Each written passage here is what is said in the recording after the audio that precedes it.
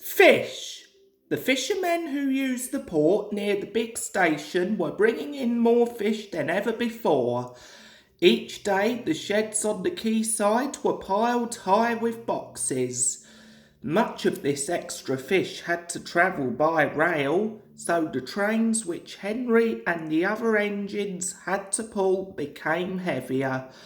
One night, a special load of fish was ordered, and Sir Topham Hatt decided that extra vans must be added to the train that the men called the Flying Kipper.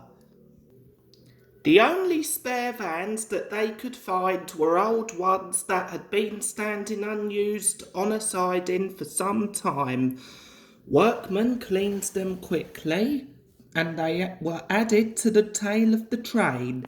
Henry grumbled dreadfully about it, but there was nothing to be done. "You'll just have to put up with it, Henry," said his driver. "At least the extra load will mean we can have a banker up Gordon's Hill." Duck often waited at Edward Station so that he could help heavy trains by pushing behind. Tonight, Henry made good progress in spite of his extra load. When they reached Edward Station, his driver stopped the train beyond the platform. Then, using Henry's whistle, he gave the special signal which meant that he wanted help up the hill. Whistled Henry. "I need a banker, please," replied Duck. "I shan't be long." Duck buffered gently up to Henry's train. He was not coupled on, so that Henry could run on without stopping when they reached the top. "Ready?" Duck whistled. Pull hard, puffed Henry.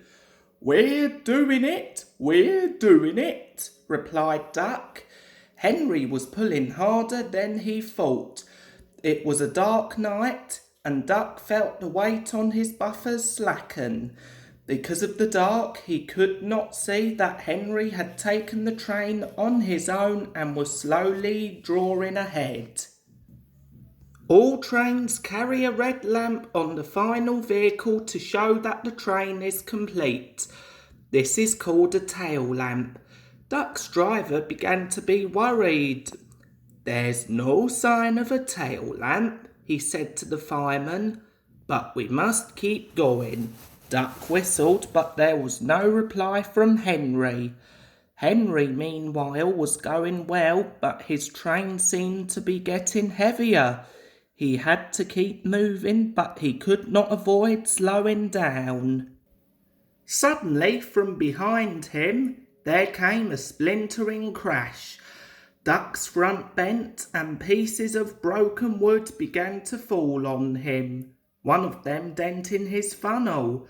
He stopped quickly, and Henry, feeling the jolt, stopped too, just beyond the top of the hill.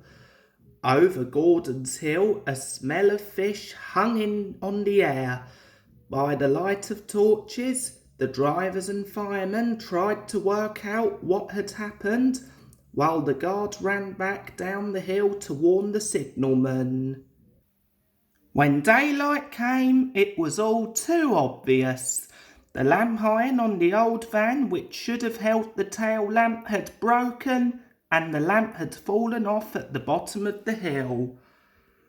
"Not your fault, Duck," said Sir Topham Hatt.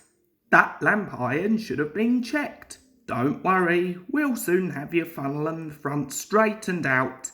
"Thank you, sir," said Duck sadly. "Thomas told me once to be careful about fish. He was right, sir, wasn't he?"